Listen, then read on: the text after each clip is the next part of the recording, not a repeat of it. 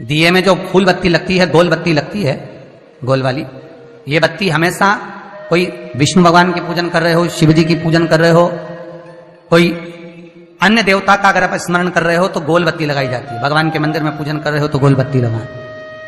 लंबी बत्ती, लंबी वाली जो बत्ती होती है लक्ष्मी की पूजन में, देवी पूजन में, जितनी भी माताओं की आप पूजन करोगे, जितनी भी देवियों का आप स्मरण करोगे, उसमें लंबी बत्ती का प्रमाण है। पितरों की पूजन में लंबी बत्ती का प्रमाण है। पितरों को कभी गोल बत्ती नहीं लगती। आप मटके के पास में, परिंदे के पास में, जल के पात्र के पास में कोई भी अगर दिया लगाएंगे तो वहां गोल बत्ती रखकर लगाएंगे तो घर में लक्ष्मी नहीं टिकेगी। कई लोग कहते हैं कि परिंदे के पास, मटके के पास में, पानी के स्रोत के पास में जहां जल भरते हैं, हंडा रखते हैं, टंकी रखते हैं, वहां पर मटके के पास बत्ती लगाओ, दिया लगाओ, पितर शांत रहेंगे। तो पितरों को शांत करो, मना नहीं है, पर दिया लगाने का नियम है कि पितरों को अगर आप दिया लगा रही हो मटके के पास, परिंदे के पास, या अमावस्या के दिन पितरों के लिए अगर दीप लगा रही हो तो गोल बत्ती अगर लगाओगी तो कार्य कभी सफल नहीं होगा। धन आएगा जाएगा, टिकेगा नहीं। इसलिए पितरों के लिए अगर दिया लगाना है, पूर्वजों के लिए दिया लगाना है, पितरों के लिए अगर दीप लगाना है तो लंबी बत्ती लगाइए। लंबी बत्ती महाराज, लंबी बत्ती का प्रमाण हमारे यहां शास्त्र का, गोल बत्ती का प्रमाण। और सुंदर चरित्र कहा, यदि आपके जीवन में बहुत ज्यादा लक्ष्मी से तकलीफ है, कष्ट बहुत ज्यादा है, या इसलिए शायद कहा जाता है कि भगवान को सर्वश्रेष्ठ कौन सा चंदन अच्छा लगता है। आपको पहले भी कथा में कहा, आगरा की कथा अगर किसी ने सुनी होगी तो उसमें वर्णन किया। भगवान को सर्वश्रेष्ठ चंदन कौन सा, भगवान को सर्वश्रेष्ठ चंदन कौन सा प्रिय है, वो कौन सा चंदन है जो भगवान विष्णु को लगाएं, राम को लगाएं, कृष्ण को लगाएं, वो कौन सा चंदन है जो श्री हरि को लगाया जाए।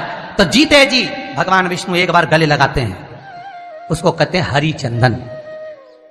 कौन सा चंदन है? हरि चंदन। हरि चंदन बाजार में नहीं मिलेगा, हरि चंदन आपको बनाना पड़ेगा।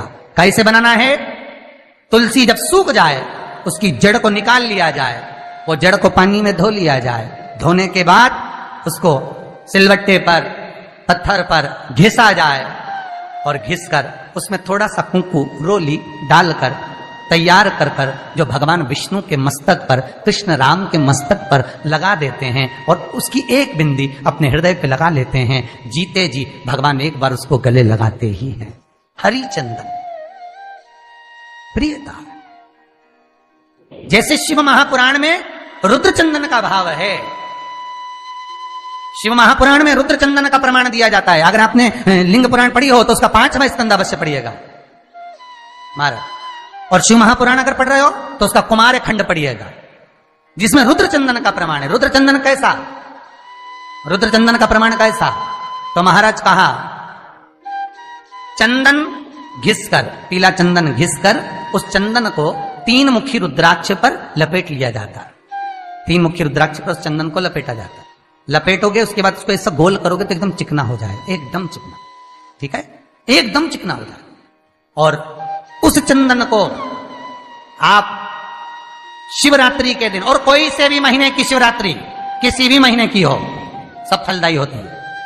अगर आप पंचांग में देखेंगे तो शिवरात्रि लिखी हुई आती है, हर महीने शिवरात्रि पड़ती है। किसी भी महीने की शिवरात्रि पर रुद्र चंदन, अर्थात जो चंदन का आपने 3 मुखी रुद्राक्ष में लेपन करा है, उसका गोला बनाया है, वो चंदन अच्छा मोटा मोटा कर लेना, अच्छा बढ़िया, ऐसा नहीं थोड़ा बहुत ही लगा, पूरा रुद्राक्ष दिखना नहीं चाहिए।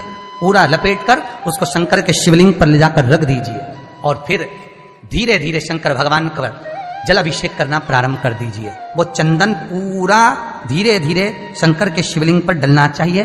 शंकर के मूल मंत्र श्री शिवाय नमस्तुभ्यम का जाप करिए। यह कहलाता है रुद्र चंदन। इस चंदन के अभिषेक से महाराज जो काम नहीं होता, आप कर कर उस कार्य को प्राप्त कर सकते, सिद्ध कर सकते। रुद्र चंदन, हरि चंदन, रुद्र चंदन, ये वो चंदन है जो जीवन का सुख प्रदान करने वाले, हरि तत्व देने।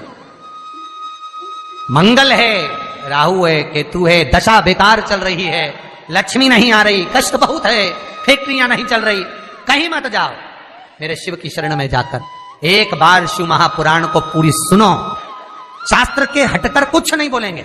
जो शास्त्र सम्मत है, स्कंद पुराण में, विष्णु पुराण में, नर्मदा पुराण में, लिंग पुराण में, शिव महापुराण में, भविष्य पुराण में जितनी जितनी बातें लिखी होती है उसको छाट छाट कर लेकर आते हैं, आपको बता देते हैं कि आप ये कर लो, उससे फायदा मिल जाएगा। कोई ज्योतिषी नहीं, कोई कुछ नहीं, बस केवल भजन करो, शंकर का अनुमोदन करो और विश्वास रखो शंकर पर, तो किसी को 1 रुपया देने की जरूरत नहीं पड़ेगी। भजन करो, विश्वास शंकर पर रखना, जन्म मरण और परण वो देगा, सुख वो देगा, समृद्धि वो देगा। जिसके घर में बहु रिद्धि सिद्धि हो, जिसके घर में अमोद और प्रमोद पोते हो, जिसके घर में शुभ और लाभ दरवाजे पर बेटे बनकर विराजमान होते हो, जिसके घर में स्वयं अखंड सौभाग्य देने वाली पार्वती हो, जिसके घर में लक्ष्मी देने वाली लक्ष्मी बेलपत्र के पेड़ के नीचे झाड़ू लगाती हो, जो स्वयं सरस्वती को स्वर प्रदान करता है वो शंकर है। जब सब कुछ उसके पास में है, कुबेर का खजाना वो चोर को दे देता है, जब सर्वस्वता उसके पास है, तो आप इधर उधर डोलते क्यों हो? क्यों डोलो? उस पर विश्वास रखो। वो शंभु, वो शंकर, वो त्रिकालदर्शी, वो कैलाशी, वो अविनाशी सुख देगा, आनंद देगा। पाने का तरीका केवल उसको रिझाओ। जो मंदिर आपसे दूर हो, जिस मंदिर में कोई नहीं जाता, जिस मंदिर में कोई दिया तक नहीं लगाता, उस मंदिर में तुम जाओ और उस मंदिर में एक दिन जाकर प्रकाश कर कर आना, एक बार दिया जला कर आना, मंदिर की सफाई कर आना, शंकर जी पे जल चढ़ाकर उनको स्नान कराकर, कोई पत्ती पेड़ पौधे की पास में तोड़ के चढ़ाए आना। 2-4 बार कर कर देखना कितना शांति, कितना धीरज, कितना आनंद, कितनी समृद्धि, कितनी लक्ष्मी मिलती है। तुम करोगे तुम्हारा पेट भराएगा, हम करेंगे हमारा पेट भराएगा। स्वयं करिए। तो ब्रह्मलोक के देवता ब्रह्मा हैं, वैकुंठ के देवता भगवान विष्णु हैं, और मृत्यु लोक का अगर कोई देव है तो वो महादेव है, केवल शंकर, केवल शिव, मृत्यु लोक का देव। अभी एक विचार करो, तुम्हारे घर में अगर थोड़ी सी तकलीफ आई तो सबसे पहले अमेरिका में लड़का रह रहा वो आएगा क्या? पूना में बच्चे रह रहे हैं वो आएंगे क्या? इंदौर में बेटी रह रही वो आएगी क्या? उज्जैन में कोई रह रहा है वो आएगा क्या? सबसे पहले वो आएगा जो तुम्हारे घर के पास होगा या घर के करीब में होगा, बिल्कुल लगा हुआ होगा या घर में होगा। अब आप कहां रहते हो? जितने लोग कथा सुन रहे हैं सही बताना, कहां रहते हो? पृथ्वी पर मृत्यु लोक में रहते हो। और पुकार किसको रहे हो? ब्रह्मलोक में। पुकार किसको रहे हो? वैकुंठ लोक में। पुकार किसको रहे हो? इंद्रलोक में। और जो घर के घर में रह रहा है, जो तुम्हारे पास में रह रहा है, जो मृत्यु लोक में रह रहा है, उसको तो बुला ही नहीं रहा। कई लोग कहते हैं मृत्यु लोक।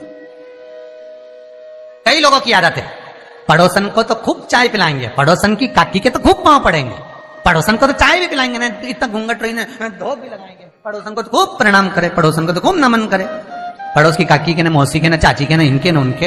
और घर की सास को तो कभी पाँव नहीं पड़े। 30 त्योहार पे भी बस यही हाल है। जितना पड़ोसी है नहीं, जितना देवी देवता सबके तो धोख लगा, सबके ने प्रणाम करे। और जो सास घर में बैठी है, महादेव जो मृत्यु लोक का देव है, इसके तो प्रणाम ही नहीं करे। तो किसी ने शंकर भगवान से पूछा, भोलेनाथ, सब भगवान इधर, ये देवता का नाम, वो देवता का नाम, वो देवी का नाम, वो देवता का नाम सब ले, और तुमको तो कोई पूछे ही नहीं। शंकर भगवान बोले, भले नहीं पूछे, मरने के बाद तो मेरे पास ही आएगा। मेरे ससुर ने मुझे श्राप दिया है, दक्ष प्रजापति ने, शंकर मैं तुझे श्राप देता हूं कि तू शमशान में निवास करेगा। शंकर भगवान कह रहे, मैं तो शमशान में रह रहा हूं, जीते जी नहीं आएगा तो मरने के बाद तो आएगा। बापड़ा, ऐसी गीली लकड़ी में जलाऊंगा, 3 दिन ठंडा नहीं करने दूंगा। आ मेरे पास, तब बताऊं तेरे। और तुम देखना, 3 दिन तक ठंडा नहीं हो, पानी डाल डाल के ठंडा करना पड़े, जब जाके रात में से वो हड्डियां बटोरना पड़े। शंकर जी ने ठंडा करे, जपा, दुनिया को जपा, मुझे भूल गया। जो करीब में है पहले उसको बुलाओ, साथ वो देगा। जो तुम्हारे पास में है पहले उसको बुलाओ, ले जाकर हॉस्पिटल तो छोड़ ही देगा। मृत्यु लोक का देव महादेव शंकर है। कष्ट भी हो तो पहले उससे कहो, दुख भी है पहले उससे कहो, रोग भी है पहले उससे कहो, अदालत में केस भी चल रहा है उससे कहो, पेशी करने जा रहे हो पहले उससे कहो। उसको कहो कि मैंने अब तेरे भरोसे पर सब